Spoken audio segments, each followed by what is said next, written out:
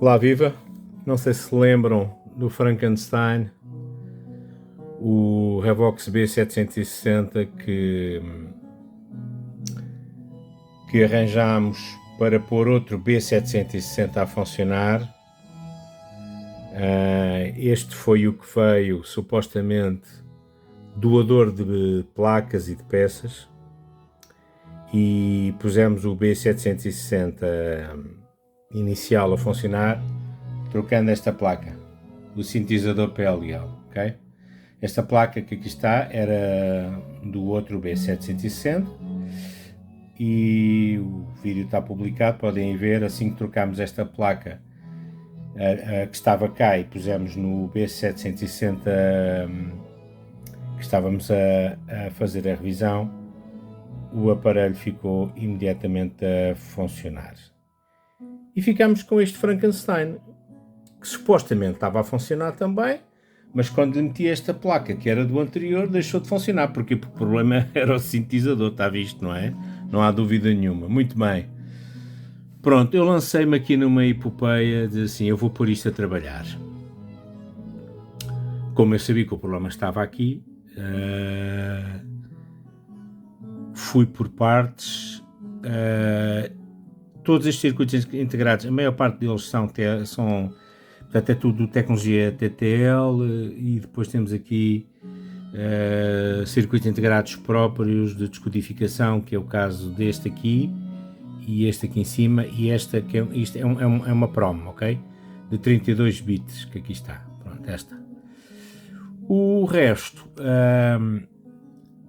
fui aos poucos dessoldando os circuitos integrados que estavam soldados diretamente à placa. Aliás, ainda estão alguns ali, não é? Como vocês veem. Pus suportes. E para quê? Para poder ir trocando e fazer experiências, ok?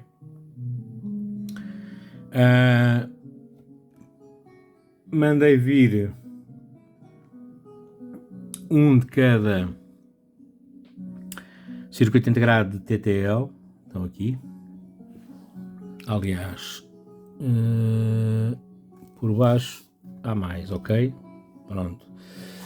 Mandei vir um de cada, dessoldei esse circuito integrado, pus o suporte, testei com o novo e fui fazendo experiências a ver o que é que acontecia. Portanto, com esta placa avariada, original, como ela estava no outro Revox, não havia sintonia nenhuma, ok?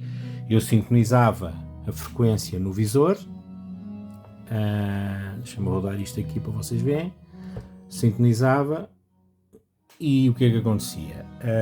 Não saía absolutamente sinal de RF nenhum, essencialmente nestas duas placas que aqui estão, não havia sintonia, ok? Se eu lá atrás desligava o fusível dos 6 volts que alimenta esta placa, não só esta placa, mas também parte das placas que alimentam o display, ok? O rádio começava a sintonizar, só que ficava perdido, andava a vaguear no éter para cima e para baixo, ok? Pronto.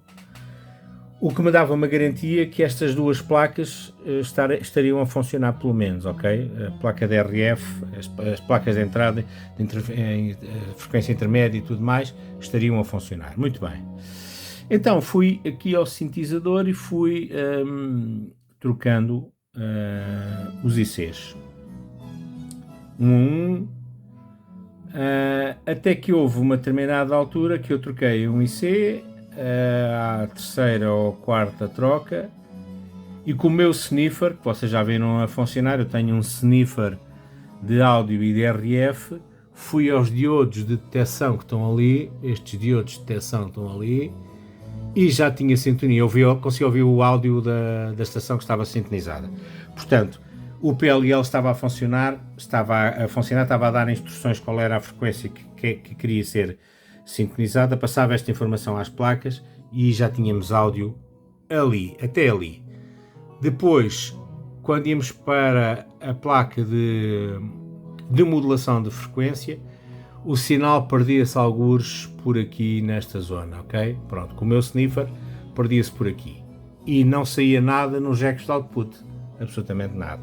ok? Este aparelho estava com o recap meio feito, meio, uma coisa muito esquisita. Havia placas que já tinham condensadores eletrolíticos substituídos, mas ainda tinham lá tântalos, portanto uma miscelânea, uma coisa estranha. E para vocês verem a potencialidade dos transistores tântalo, este aparelho, quando chegou aqui, com a placa sintetizadora original que estava cá, funcionava. Ele estava a funcionar e deitava áudio cá para fora. Okay? Portanto, foi durante os meus testes, foi durante os procedimentos que eu fiz de troca destes ICs, ligar o aparelho, fazer os meus testes, que acabou por acontecer uma coisa fantástica, que foi, eu já tinha sinal de áudio nos diodos de detecção, tinha na placa de moduladora de FM, na placa de descodificação estéreo não chegava absolutamente nada, ok? Nada. E o que é que aconteceu? A placa de lógica que está aqui estava a funcionar bem, recebia o sinal a dizer que havia áudio, portanto o áudio entrava cá, portanto supostamente esta placa controla muita coisa, mas também controla a presença de sinal de rádio para, obviamente, não ativar o mute, para portanto não entrar em proteção, digamos assim. E quando cheguei aqui à placa de áudio, que esta é a placa de áudio, e estava carregadinho de tântalos, ok? Mas quando chegou cá funcionava, estava a deitar o áudio cá para fora. Só que no meio, nestes entretantos, destes testes de ligar, de ver, houve nesta placa condensadores tântalos que curto-circuitaram, ok? Pronto. E o que é que aconteceu? Foram estes dois que aqui estão, curto-circuitaram, aqui estão. E eu acabei depois por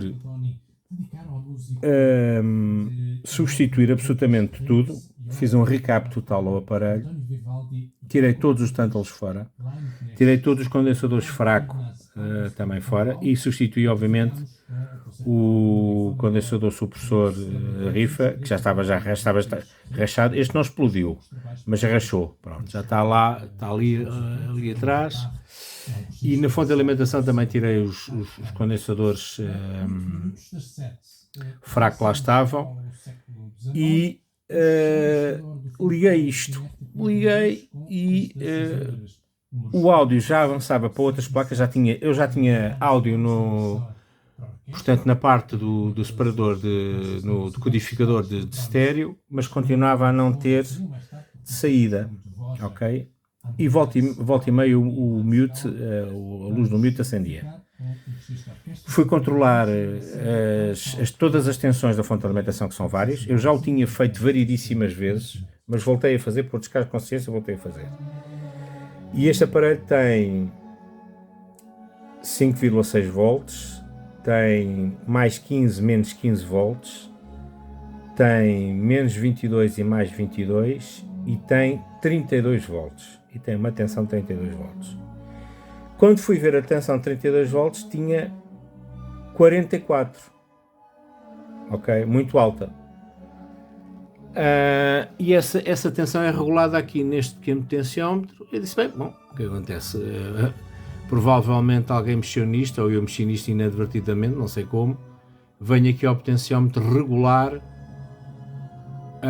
os 32 para os 32 volts. Não conseguia, rodava o potenciómetro todo num sentido e noutro e a tensão não se mexia.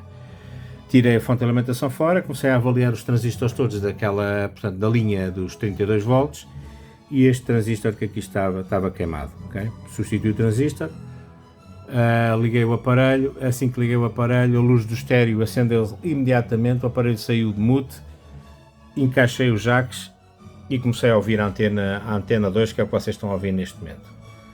Portanto, este aparelho, em termos eletrónicos, neste momento tem o recap todo feito, nem os tântalos que estão na área de RF saltou tudo fora. Portanto, não há tântalos neste momento neste aparelho. Ok? Só me falta rever a parte frontal, estas placas que aqui estão que têm a ver com o fronte do aparelho. Falta-me rever isto tudo, limpar. Acho que ainda tem ali um tântalozinho ali escondido. Estão a vê-lo ali, olhem ali. Um azulinho, pronto. Mas essa é a próxima fase do projeto, até porque este Frankenstein, os volumeters de sinal e de tuning estão avariados, ok? Eu vou ter que arranjar no eBay 2 a funcionar para metê-los aqui, ok? Porque estes estão avariados. O aparelho, em termos de sintonia de RF e qualidade de áudio, está absolutamente fantástico. Está com uma qualidade de som em estéreo, sem ruído de fundo absolutamente nenhum. Aliás, desde o início do vídeo que nós estamos a ouvir a antena 2, portanto estamos a ouvir em estéreo. Portanto, este Frankenstein neste momento está a funcionar em pleno. A única coisa que vou fazer é para tratar do frontal, limpá-lo, que ele não está limpo, tentar arranjar portanto, o indicador de sinal e de tuning, e tenho aqui um receptor de FM de primeira linha a funcionar. Eu já vos disse várias vezes que eu adoro este tipo de equipamento. A construção destes Revox é uma coisa que eu imagino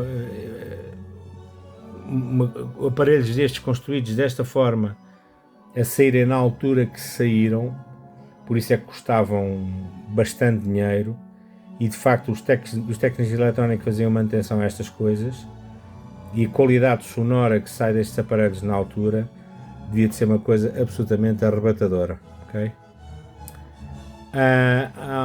Não sei como é que esta marca sinceramente desapareceu. Havia a marca Revox e Studer Revox, que era equipamento profissional. Isto depois foi tudo vendido, foi vendida uma marca e foi vendida a outra, e perdeu-se obviamente o que estava por trás da construção, da qualidade, da engenharia eletrónica do desenho destes aparelhos. Perdeu-se obviamente tudo com essas vendas, com essas idas para outras empresas. Há coisas novas feitas com o nome Revox, mas são marcas francesas que fizeram e meteram lá o nome Revox à frente. Portanto, isto para mim é um marco de uma marca de uma qualidade absolutamente fantástica, e que eu já tive aqui amplificadores, já tive aqui 2 rádios destes,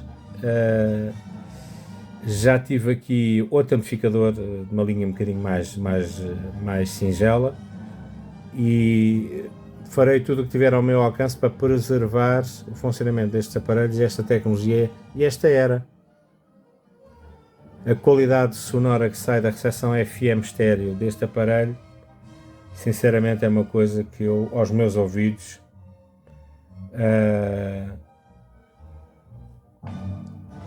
é quase imbatível, e tem a idade que tem. Pronto, era este pequeno vídeo que eu queria fazer do B760 Frankenstein, que eu agora vou tentar terminar, porque para além da limpeza do front e dos volumeters, as placas laterais também não as tenho. Vou fazê-las em madeira, vou arranjar 2 pedaços de madeira nobre e vou fazer as laterais em madeira. Vou pintar obviamente a tampa em cinzento, que acho que é uma combinação muito bem, que fica muito bem, com as tampas em castanho de lado, um castanho em nogueira provavelmente, e as tampas portanto a tampa em cinzento a combinar com esta cor. Muito satisfeito, porque foi um projeto desafiante. Esta eletrónica, isto é um aparelho muito complexo, mas mesmo muito complexo. Os técnicos hoje em dia da Revox o que fazem é têm estoques de máquinas destas Frankenstein paradas, e o que fazem é trocar placas, trocam as placas até descobrirem, para isolar o problema e para descobrir onde é que está o problema, e depois eventualmente arranjam a placa, vão atrás. Todas as outras placas são relativamente simples, porque isto são transistores fáceis de verificar e resistências fáceis de verificar. É uma eletrónica, embora seja radiofrequência, mas é uma eletrónica relativamente fácil de depurar. Temos aqui depois alguns circuitos integrados que também já não há, mas a parte mais complexa, obviamente, é esta aqui. Estes sinais isto são sinais digitais. Eu ainda estive a medir neste circuito integrado as oscilações que saem do cristal, que é a frequência intermédia que é feita aqui, e estava tudo a funcionar, portanto tudo ok, e era, portanto, um circuito integrado era apenas um que estava aqui a atrapalhar e que tinha pronto, avariado e deixou de funcionar, mas tive que estar a fazer uma troca atrás do problema, para tentar descobrir onde é que estava. Não digo mais nada sobre isto, está tudo dito. Um abraço a todos, fiquem bem.